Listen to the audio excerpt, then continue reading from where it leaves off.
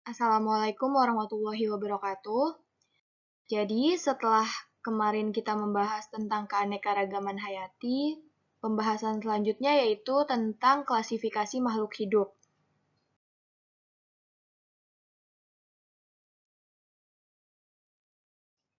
Nah, yang pertama yang akan dibahas adalah pengertian tentang klasifikasi makhluk hidup. Kalau kemarin kita sudah di bab 1 sudah mempelajari tentang cabang-cabang ilmu dalam biologi. Nah, ini ada satu cabang lagi yang disebut taksonomi, di mana taksonomi ini adalah cabang ilmu biologi yang mempelajari tentang klasifikasi makhluk hidup. Kemudian klasifikasi makhluk hidup itu sendiri adalah suatu cara pengelompokan yang didasarkan pada ciri-ciri tertentu.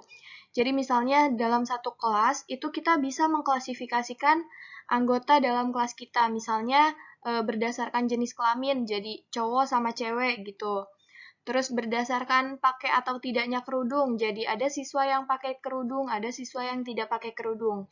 Itu pengertian klasifikasi makhluk hidup. Nah, kemudian tujuannya apa sih klasifikasi makhluk hidup itu? Yang pertama yaitu mempermudah dalam mempelajari keanekaragaman hayati. Nah, kalau kemarin kan kita sudah tahu bahwa keanekaragaman hayati itu sangat tinggi.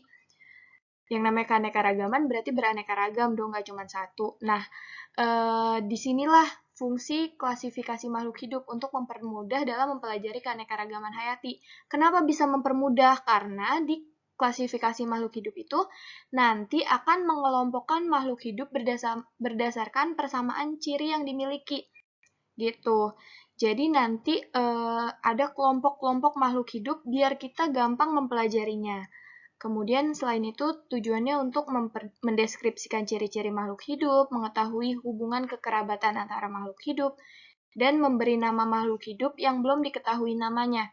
Jadi misalnya kalau kamu lagi jalan-jalan nggak jalan-jalan sih, kalau kamu lagi penelitian di suatu tempat misalnya di hutan mana gitu.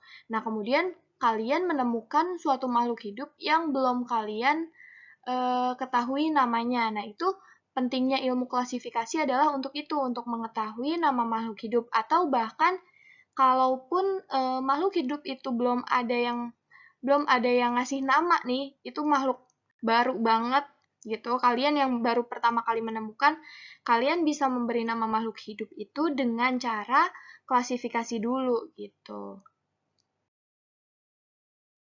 Selanjutnya ada macam-macam klasifikasi.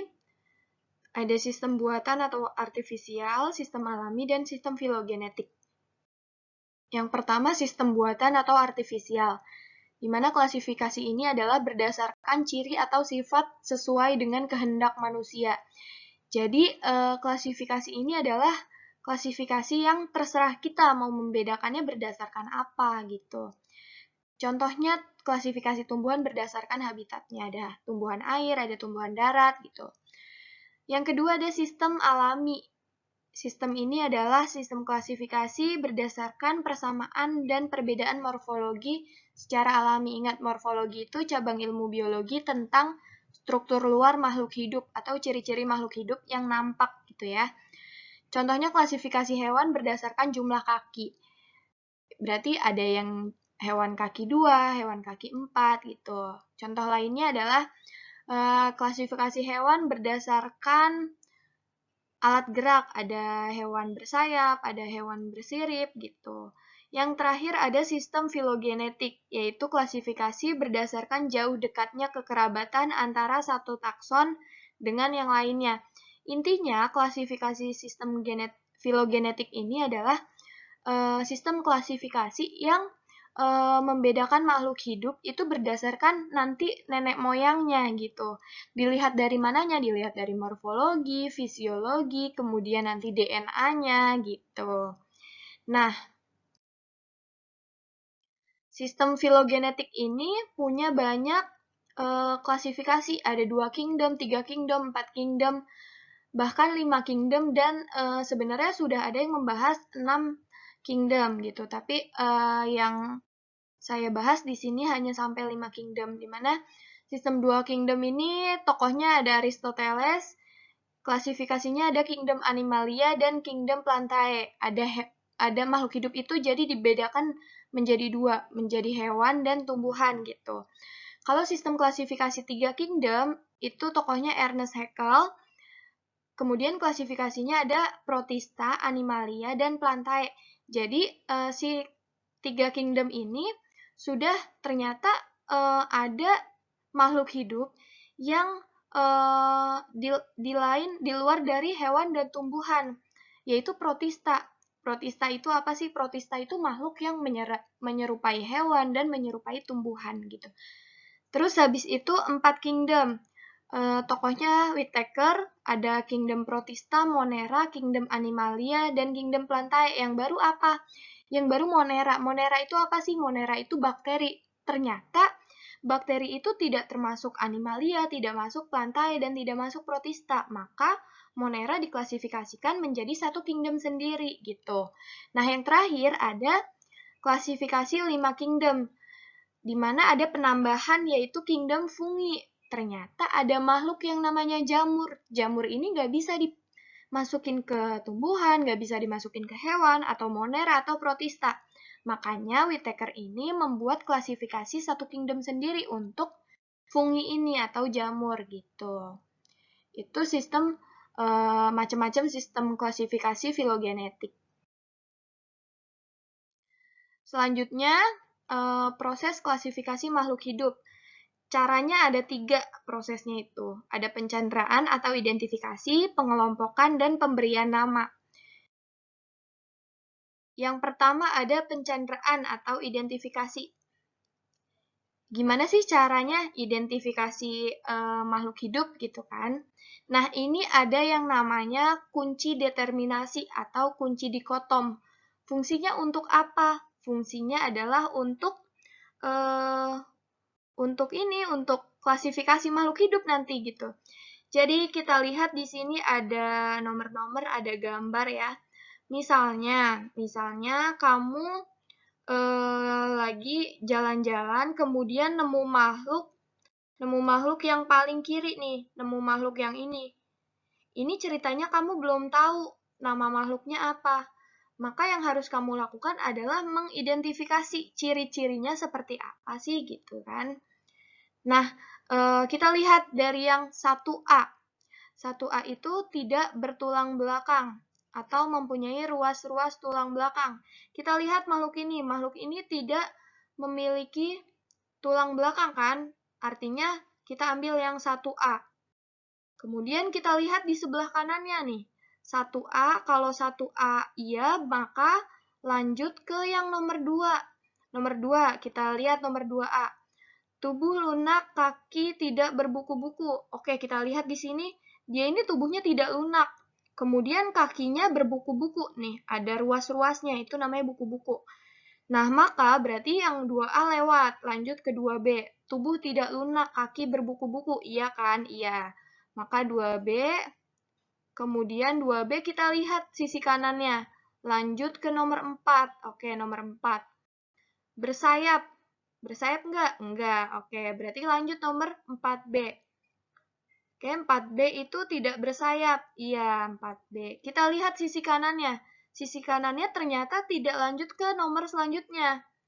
Sisi kanannya sudah menunjukkan bahwa ini krustase. Krustase itu kelompok udang-udangan gitu ya. Nah, berarti kita jadi tahu nih, makhluk ini adalah makhluk krustase namanya. Berarti kunci determinasinya gimana? Kunci determinasinya adalah 1A, 2B, 2B, aduh, gak bisa bikin B, 2B, kemudian 4B, gitu ya, kunci determinasinya 4B, gitu.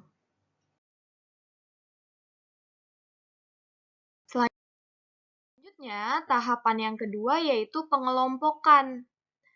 Pengelompokan ini nanti ada takson-taksonnya. Takson itu unit yang terbentuk dari hasil klasifikasi makhluk hidup. Oke, ada kingdom, kingdom itu kerajaan, ada phylum atau divisi, phylum itu untuk hewan, kalau divisi untuk tumbuhan.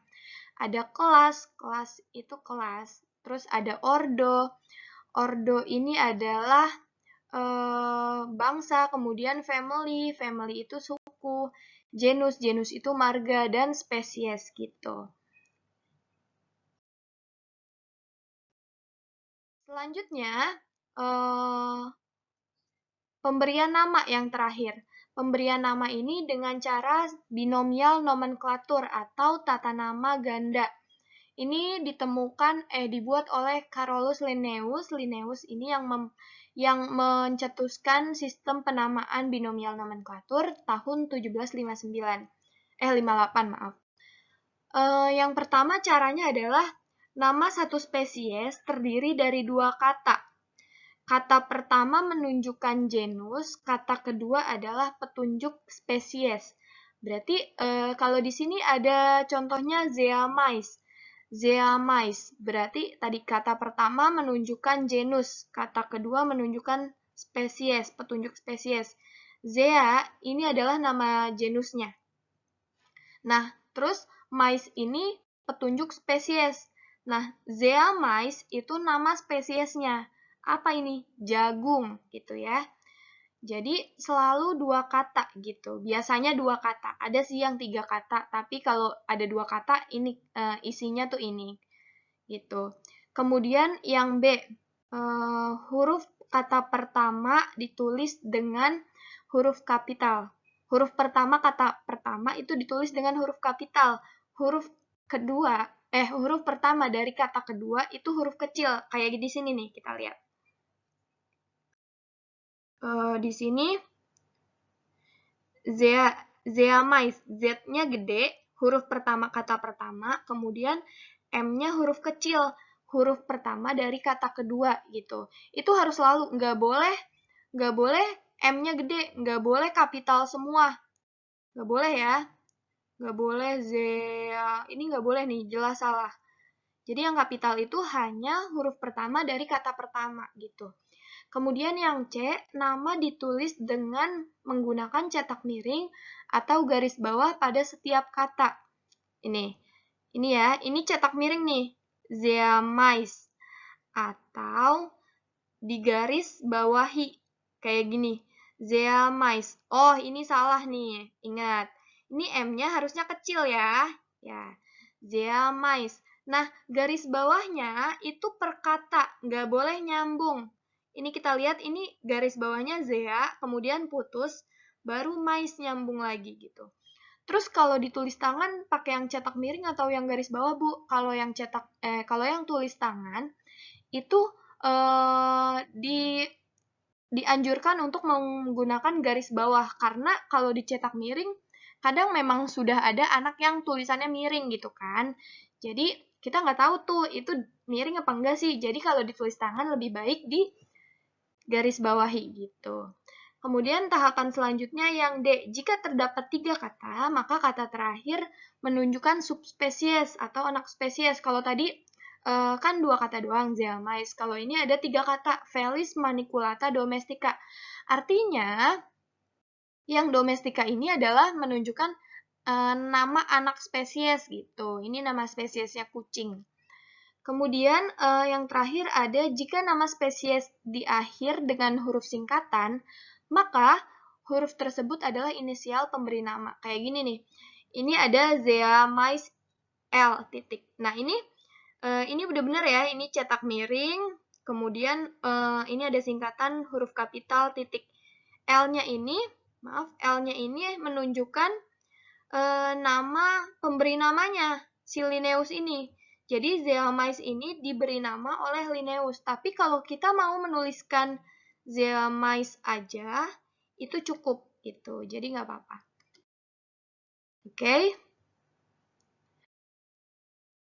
Jadi sekian pembahasan tentang klasifikasi makhluk hidup. Apabila ada yang kurang jelas, silahkan ditanyakan melalui komen atau melalui aplikasi Edmodo-nya, atau boleh di WhatsApp melalui ketua kelasnya gitu. Terima kasih, semoga dapat dipahami. Wassalamualaikum warahmatullahi wabarakatuh.